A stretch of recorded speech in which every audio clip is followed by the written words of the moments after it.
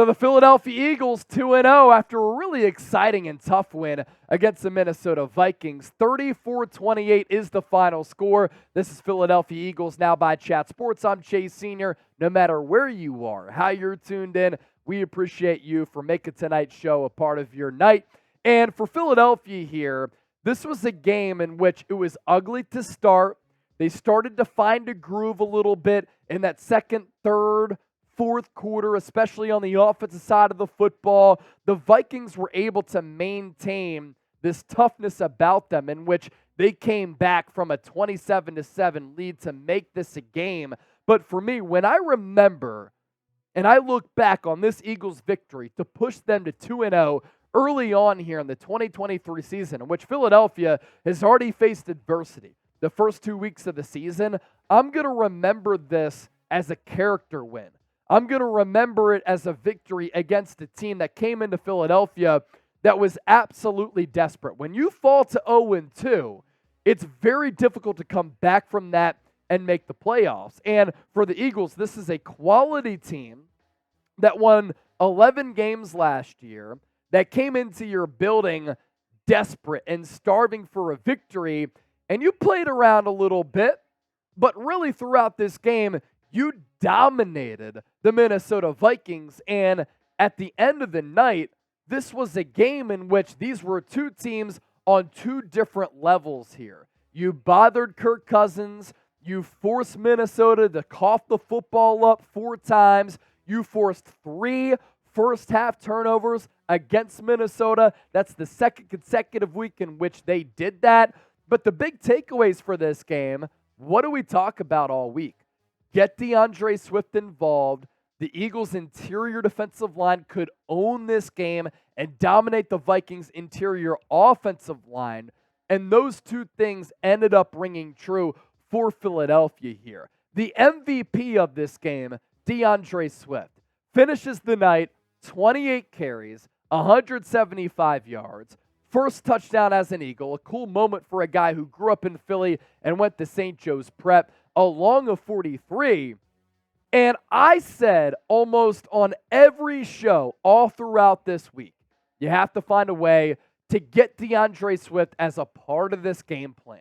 For him to come out of that New England game with 2 touches, massive mistake. That is play calling and game managing malpractice and game planning malpractice. Nick Sirianni even said that right after the game against the Patriots. You traded for DeAndre Swift.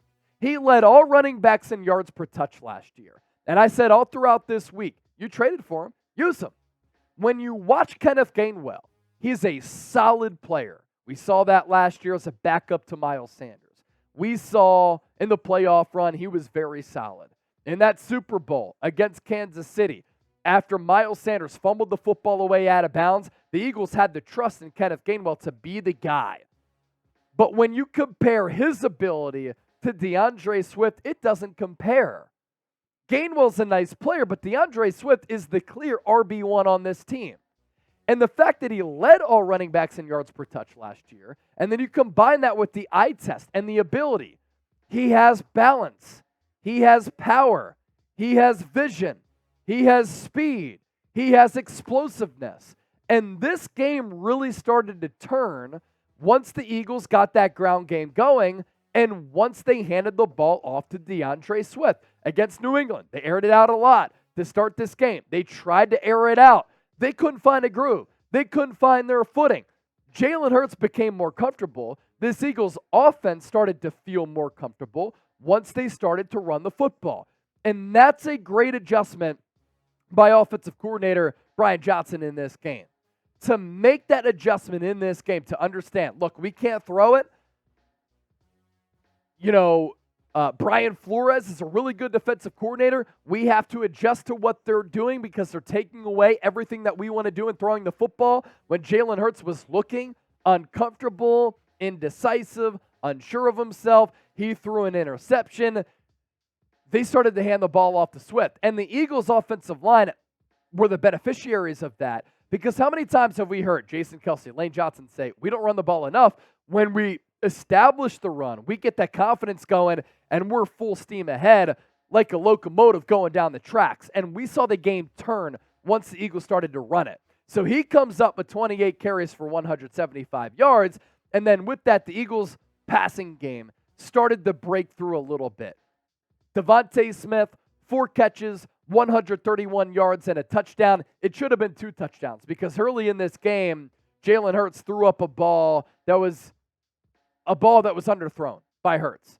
Should have been a walk-in touchdown for Smitty. He had to come back for it. Moss, a DB, able to bring it down. Eagles able to get 3 points on the opening drive. That was that sequence. And then a little bit later on, he had a long touchdown from Hurts in which he was finally able to find the end zone. That was a great throw from Hurts. Was looking down the gun barrel, defender right in his face, got his arm hit at about right here, so not even a full release, yet he was able to find him in stride. More takeaways to get to following this 34-28 win for the Birds tonight. But first, our post-game show, sponsored by AG1. I take AG1 literally every single day, and it's become a part of my routine, and it sets the foundation for the rest of my day. And a reason I started taking AG1, needed to prioritize my health. I'm really picky about the ingredients and the things that I put into my body.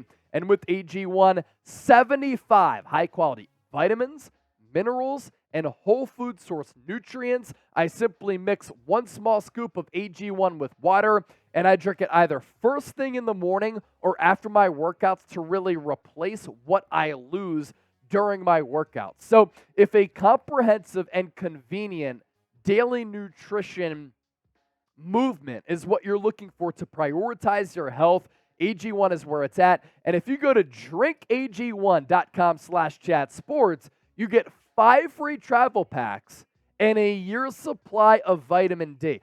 Vitamin D is crucial in helping you fight sicknesses, flus, colds, COVID, when that was the thing. Benefits of daily use: promotes gut health, supports immunity, and it boosts your focus and energy. So one more time, it's drinkag1.com/chatsports. drinkag1.com/chatsports. Comprehensive and convenient daily nutrition with AG1. We'll put that link in the comment section and in the description of this video. What I also want to talk about during our postgame show is what I alluded to a little bit earlier. The fact that this was a character win for Philadelphia. They went up 27-7. They forced 4 giveaways in 31 minutes of gameplay against the Vikings.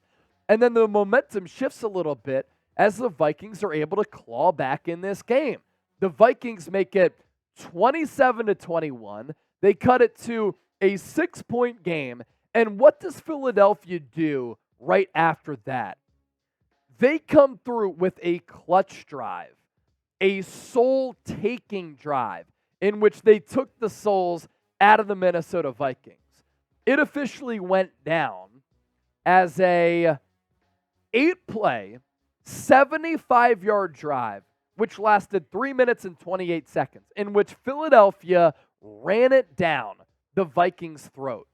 And it was all led by DeAndre Swift. And when you do that, you take the will and you take the confidence and the soul away from the opponent. And that's what Philadelphia did so great last year. They capitalize on momentum changes. They capitalize on turnovers, which they did not do tonight. They have to get better at that. But when they had to ice the football game, led by the stalwarts along that offensive line, they're able to do that with the big boys up front. 259 rushing yards for Philadelphia in this game, all led by DeAndre Swift, who literally had a career night. As for the Eagles' defense, I want to talk about them before we start to get to some of your questions here, because the Eagles' defensive line, I said going into this game, interior Eagles defensive line against the interior Vikings offensive line, that's how you can win this game. And they bothered Kirk Cousins with the pass rush and with some pressure right up the center of that line of scrimmage. And when Kirk Cousins gets the pocket muddied and he feels that pressure right in his sight line, he's prone to make mistakes. Now, he didn't make mistakes tonight. He threw for 4 touchdowns and had no interceptions, but you could tell he was a little bit uncomfortable in this game. Now, Philadelphia only had 2 sacks in this game. 1 for Jordan Davis, 1 for Josh Sweat, but they had 10 quarterback hits on Cousins. If you're looking to make a player like that uncomfortable, that's how you do it.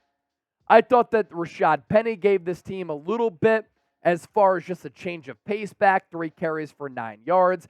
A.J. Brown was kind of irritated and got in the face of Jalen Hurts, but if there's any quarterback that can figure that out with this wide receiver, it is going to be Jalen Hurts, who started to play a little bit better late, but the Eagles' offensive line in pass protection continues to be a weak spot. 4 sacks for Philadelphia's offensive line tonight, but really, this is the news. 48 carries, 259 yards against the Vikings, 5.4 yards per carry, 3 rushing touchdowns. Jalen Hurts had 2 of them with that rugby scrum quarterback sneak. Please make sure you subscribe to the show for year-round and daily videos on the Philadelphia Eagles. This is your go-to spot for informative, entertaining, and insightful analysis on this football team.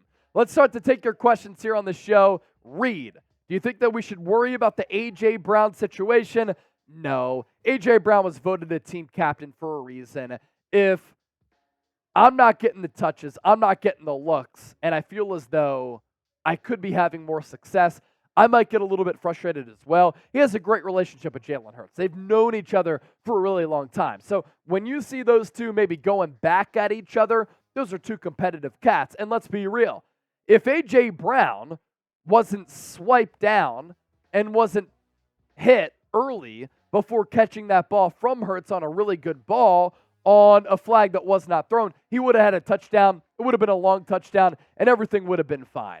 Ernesto Ojeda, how can the offensive line improve before next Sunday's game? They have to get better with pass protection.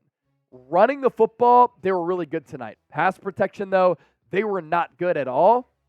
And that's a little bit of a concern moving forward. But if you're going to count on an offensive line coach, you're going to count on Jeff Stoutland to get it right and the personnel in the trenches for Philadelphia. Emmanuel Henderson, $20 donation. Keep faith, brother. We need to run the ball. Keep it simple. We have a lot of young DBs. We will learn from this. I think Philadelphia tonight may have found their identity to a certain degree. If teams are going to defend them like they defended them in the past game, maybe Philadelphia kind of has to counter-adjust to a certain degree. And maybe Philadelphia does have to run the football in order to open up the pass game to a certain degree. And if that's the identity of this team, that's fine, because this Eagles offensive line loves to get downhill to open up those running lanes for the Eagles to be successful. And then if that in turn leads to the Eagles being a more successful passing team, then those 2 things can kind of come together and mesh. And then you're looking at a dual threat Eagles offense, which they had last year, which could maybe find its stride moving forward. But the biggest thing here, Philadelphia Eagles are 2-0. And you go on the road week 1, rainy environment, tough environment with Tom Brady being honored before that game. Bill Belichick had all offseason to plan for this Eagles offense, to scout and watch tape. Eagles still won by 5, covered the spread. And in week 2, desperate Minnesota Vikings team comes to town. This game was a little bit choppy in the early going, and then you pull away with this victory. It's a quality win against a desperate team and a playoff caliber team.